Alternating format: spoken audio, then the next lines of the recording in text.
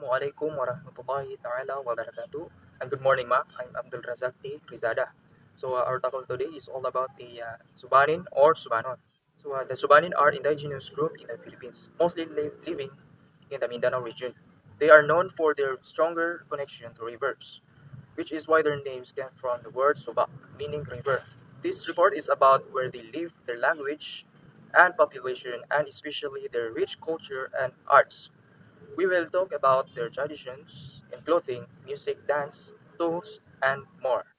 So we have here the geographical location and demographics.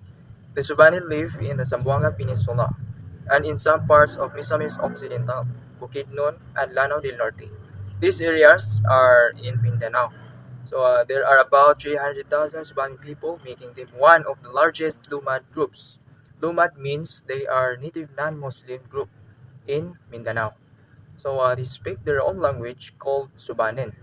But some also speak Cebuano Tagalog, especially when talking to outsiders. Assalamualaikum and good day. My name is Tajuddin Sani Usman Jr. and I'm here to report to you guys about the Subanins visual arts and their functional arts. So let's start with their visual arts. So traditionally, the Subanin people are not known for painting in the same way that other culture might use canvas and brushes. Their artistic expression is focused on the following pieces. First we have is their attire. Subanin attire is generally referred to as sab for men and tapis for women. Men wear a bahag or G-string, while women wear a tapis wrapped around their waist. These garments are made from abaca and are often adorned with vibrant colors and intricate design. Next we have is their beadwork. Subanin beadwork is an important part of the Subanin culture, showcasing intricate craftsmanship and symbolic design. The Subanin people indigenous to the Zamboanga Peninsula in the Philippines are known for their handmade jewelry and other decorative pieces. Lastly, we have their architecture. Subanin houses, usually on stilts, are built using traditional designs with natural materials and sometimes ornamental carvings on posts and beams. These types of houses nowadays are typically found in clustered communities, often near rivers and mountains. Magandang araw po sa inyo lahat. Ako nga po pala si Mihara Malunsa at ngayon ay ibabahagi ko sa inyo ang tungkol sa sayaw at ritual ng mga Subinan. Ang una ay ano nga ba ang sayaw ng mga Subinan? Ang sayaw ng mga Subinan ay hindi lamang isang anyo ng sino, kundi isang mahalagang bahagi ng kanilang kultura at pamumuhay. Ito ay ginagamit nila upang maipahayag ang kanilang damdamin, paniniwala at koneksyon sa kalikasan sa mga espiritu. Isa sa pinakatanyag na sayaw ng Subinan ay ang Binanog Dance na ginagaya ang galaw ng isang lawin. Sa sayaw na ito, makikita ang malilikot ngunit maayos na kilos ng kamay at paa na sumasalamin sa paglipad at paghuli ng ibon. Karaniwan itong isinasayaw sa mga pagtitipon, selebrasyon at ritual bilang simbolo ng lakas, galing at koneksyon sa kalikasan.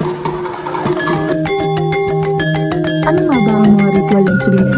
Ang mga ritual ng mga Subinan ay sagradong bahagi ng kanilang kultura. Ginagawa ito hindi lamang bilang tradisyon, kundi bilang isang paraan ng pakikipag-ugnayan sa mga espiritu, kalikasan at ang kanilang mga linya. Kadalasan, pinangungunahan ng isang balian o espiritual na leader ng komunidad. Ang mga ritual, may iba't ibang layunin ang mga ito, gaya ng pagpapagaling sa mga sakit, paghingi sa maganang ani o pagpapatahimik sa mga espiritu upang mapanatili ang balanse at kapayapaan sa kanilang pamumuhay. Isa sa pinakamahalagang ritual ng Subinan ay ang buklog. Ito ay ritual na pasasalamat kung saan ang buong komunidad ay nagtitipon at sumasayaw sa isang malaking kahoy at platurma. Ang tunog ng nililikha ng kanilang sayaw at platurma ay tinuturing ng mensahe para sa mga espiritu.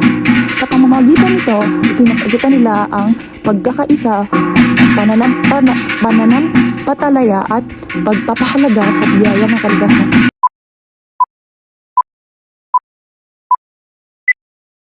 Assalamualaikum and good day everyone. I am Muhammad Janal Camilo B. Botil.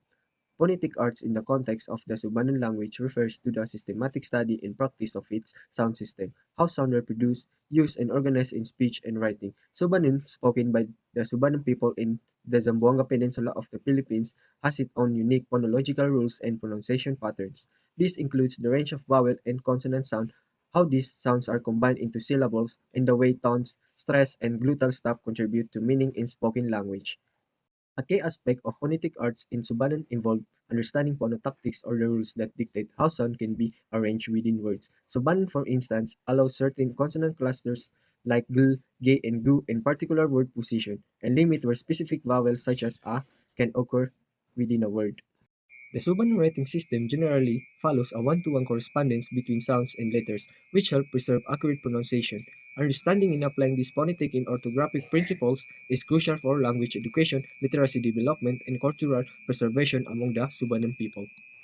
Let's now move on to the Subanin's one and only functional art. We have here the barong, or also known as the Subanin weapon. In the context of Subanin culture, the term barong is also referred to as traditional short, leaf-shaped sword or knife. This weapon is characterized by its broad blade and is commonly used in various indigenous communities in Mindanao, including the Subanin. The Subanin barong is not only a functional tool but also holds a cultural significance, often used in rituals and as symbol of bravery and status.